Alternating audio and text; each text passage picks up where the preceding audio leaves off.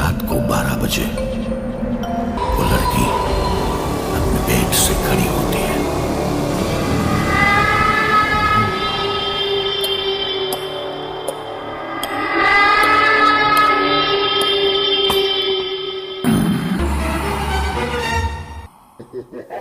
उस बेडरूम का दरवाजा अपने आप खुल जाता है।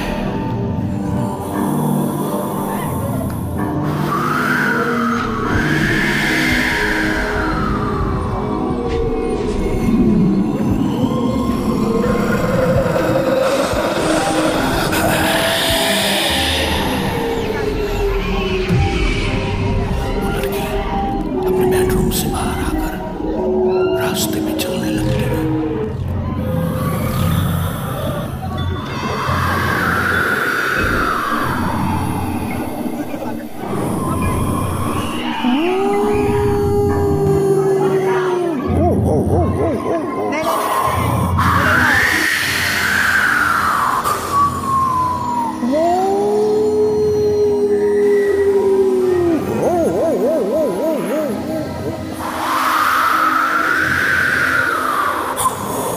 पीछे से कोई भयानक हाथ उस लड़की की गर्दन की ओर आगे बढ़ता है और वो भयानक हाथ उस गर्दन को दबा देता है। तब वो लड़की बड़ी आवाज में चीखती है।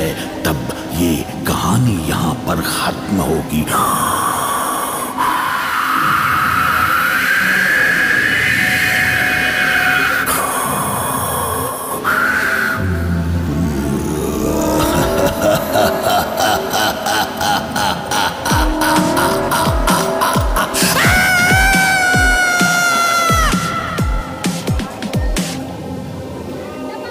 धन्यवाद। ऑडियो साथ विजुअल दोनों इफेक्ट मैं आपको सुनाने जा रहा हूं। मैं जो भी यहां से बोलूंगा वो आपको अपनी आंखों के सामने वो दृश्य बनाने की कोशिश करें ताकि ये आवाज आपको हूबहू सुनने में अच्छी लगेगी। मैं जो भी बोल रहा हूं, जो सिचुएशन आपके सामने क्रिएट कर रहा हूं, वैसी सिचुएशन आप अपनी आंखों के सामने बनाएं। शेठ करोड़ीमल की बेटी अपने बेडरूम में सो रही थी। रात को 12 बजने में 2 मिनट बाकी थे। चारों ओर से हवाएं चल रही थी। करोड़ीमल की बेटी के उस बेडरूम की घड़ी आवाज कर रही थी।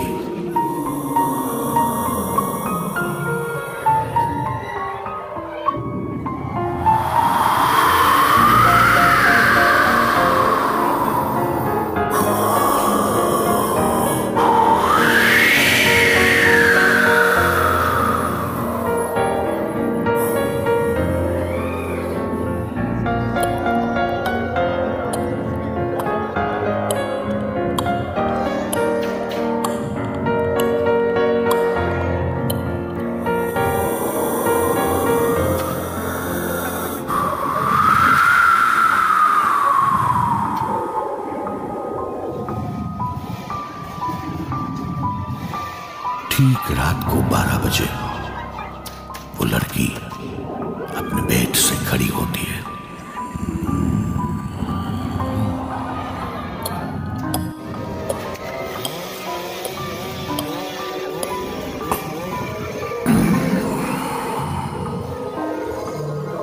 उस बेडरूम का दरवाजा अपने आप खुल जाता है।